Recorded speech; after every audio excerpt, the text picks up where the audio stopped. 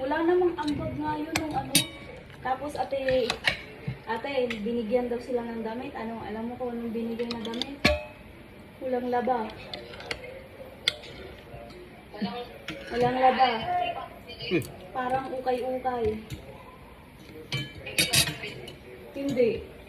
Pero alam ko yung mga damit na sinasabi nila, yan yung nasa mismong party nila, Michelle, na nasa higaan lang na hindi ginagalaw.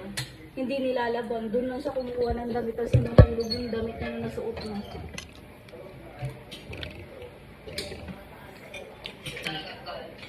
Kaya nga, di na maksikmura. Sabi niya, Ate Sanchez. Kaya nga. Ang sabaw ka.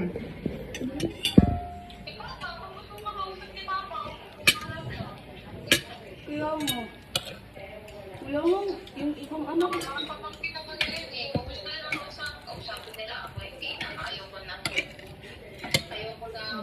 Iba na sila. Pumunta nga, di ba may kasalanan yan si Michelle. Pumunta nga daw sa bahay yun, te, na parang walang ginawa.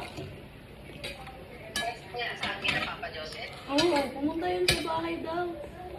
Nagdala ng bigas, alam mo yung mais? Nagdala daw noon, tapos nakita niya si mama, naglaro daw ng scatter.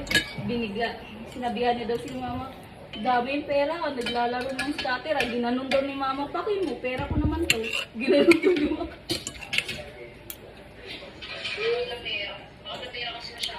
Kaya nga, wala namang, kala niya siguro may nag-chat pa siya dun sa asawa ng pinsan ni Ate Sunshine na sa side ng mama niya.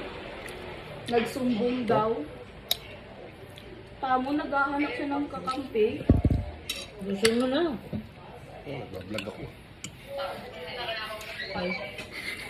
Blinak na. Kain kayo, ate.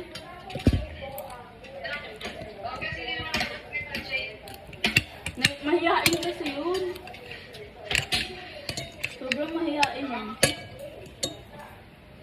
Sabihan ko nga siya, gawa tayo busy tayo magpipinsan side ni Papa Dennis.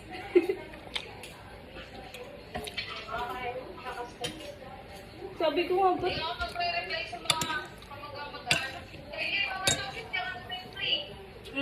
Ako din. Oo, ganyan yan siya. Alam mo, sa ninala scatter.